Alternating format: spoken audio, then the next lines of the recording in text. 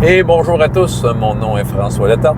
Bienvenue sur ma chaîne JDR D30, une chaîne consacrée aux jeux de rôle sur table, avec une vie de rôliste et une idée qui m'est passée dans la tête, une idée mathématique. Je vais passer pour un débile encore. Plein de monde va venir argumenter. Ça n'a pas d'allure, François.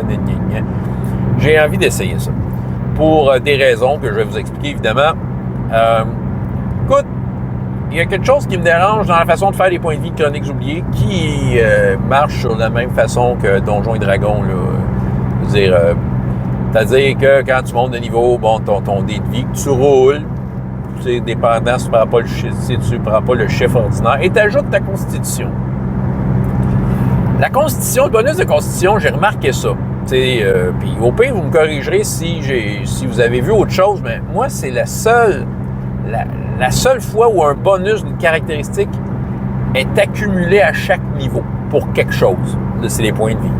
Tu sais, y a-tu de quoi qu'à chaque niveau, tu rajoutes ton bonus de force? Tu sais, y a-tu de quoi que tu rajoutes ton bonus de dex, de sagesse? Moi, je pense pas. Je pense que les bonus de tes caractéristiques servent quand tu roules le dé, tu l'utilises là, puis c'est tout. C'est éphémère. C'est ça. Mais la constitution, pour une raison quelconque, dans la design du jeu, ben c'est ça. Ça s'accumule à chaque niveau. Je me suis dit, pourquoi? Tu sais, oui, je comprends que tu es en santé, là. Mais en même temps, ça dépend aussi du genre de jeu que tu veux faire. Moi, OK, la high fantasy, j'aime bien ça, là. Mais j'aime ça que les héros chient un peu dans leur culotte. Parce que dans les films de high fantasy que j'écoute, les héros chient dans leur culotte. Dans les bandes dessinées de high fantasy que je lis, les héros chient dans leur culotte. Mais dans le jeu de rôle, si tu as plein de points de vie, dont une grosse partie vient de ton bonus de consti exponentiel, mais tu ne chies pas dans tes culottes, tu t'en crisses. Puis j'ai un petit problème avec ça. J'aime ça quand les joueurs sont plus sur le bout de leur chaise, puis qui ont comme la mort qui leur pend au bout du nez. Je vais t'avouer, ils réfléchissent plus. Et s'ils réussissent, souvent ils réussissent, ils sont fiers de ça. Fait que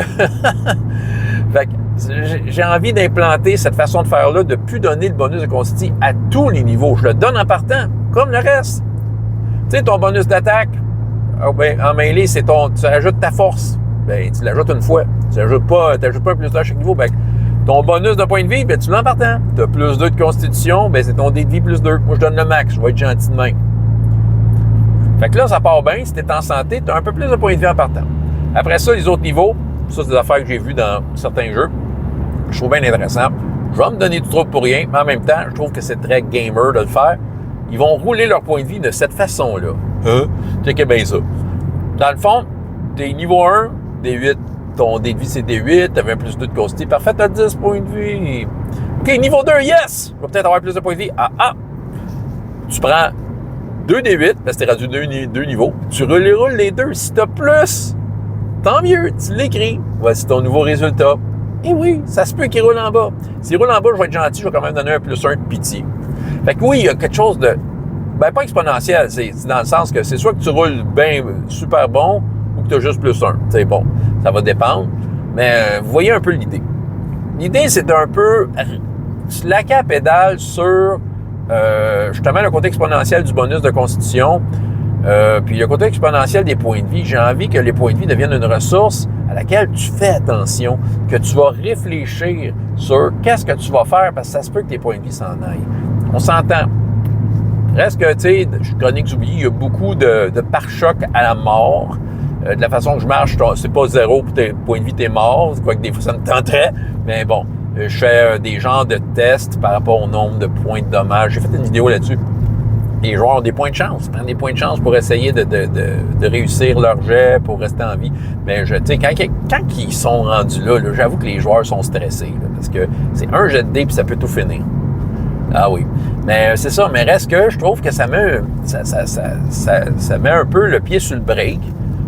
Et ça permet aux joueurs de jouer jouer plus intelligemment. OK? Que vais-je faire maintenant? Bon, probablement que les joueurs déjà qui ont déjà leur feuille, bon, je vais leur expliquer pourquoi, mais je vais probablement déjà juste retrancher toutes les exponentiels points de vie donnés par la Constitution. Ça va les redescendre un peu. Et ça va les faire réfléchir. Je vais leur expliquer ma théorie. Puis c'est intéressant quand même de présenter ça aux joueurs. On s'entend, ils vont avoir beaucoup de points de vie pareil parce que je ne faisais pas rouler les points de vie. Dans le fond, il accumulait à chaque niveau comme la moitié plus 1 du débit, parce que c'était juste moins de trouble. Je me rajoute un peu de trouble, mais c'est correct, je l'assume, j'aime le principe. Puis, c'est ça. À partir du 11e niveau, je le faisais rouler, je le faisais faire cette méthode-là, pour justement un peu mettre le pied sur le break. Fait que, je vais comme un peu leur dire, écoute, vos points de vie ont descendu, mais c'est à cause de cette raison. Pour ce qui est de l'adversité, je vais vérifier, des fois, c'est pas clair comment le monstre a été monté, puis à quel point sa constitution a un impact. Je dirais que souvent, de toute façon, les points de vie des créatures, c'est des points de vie moyens. C'est ça.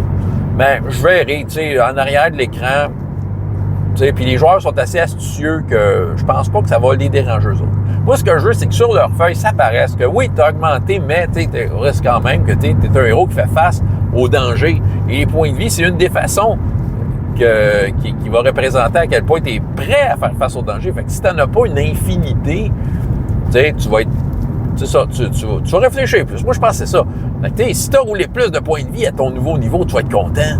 Mettons que tu es super chanceux, tu es rendu du 6e niveau, des D8 de points de vie, tu as roulé 6 D8. Puis là, dans le fond, tu as pogné plus. Mais c'est sûr que tu as pogné plus, tu as pogné le top.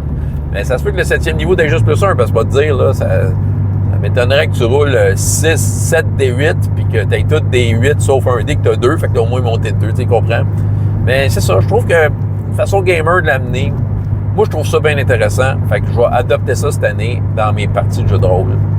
Et, c'est ça, comme je dis, expliquer aux joueurs c'est quoi mon raisonnement derrière ça. Puis, je pense que, je suis assez habitué avec ce genre de clientèle-là pour dire qu'ils vont accepter l'explication, ils vont trouver que c'est logique. Et on va dire, oui, mais dans Donjon, mais on joue pas à Donjon. Fait que c'est ça, François Letarte, JDR de 30, et jusqu'à la prochaine fois, il y a autant de plaisir dans la vie que dans les jeux, au revoir.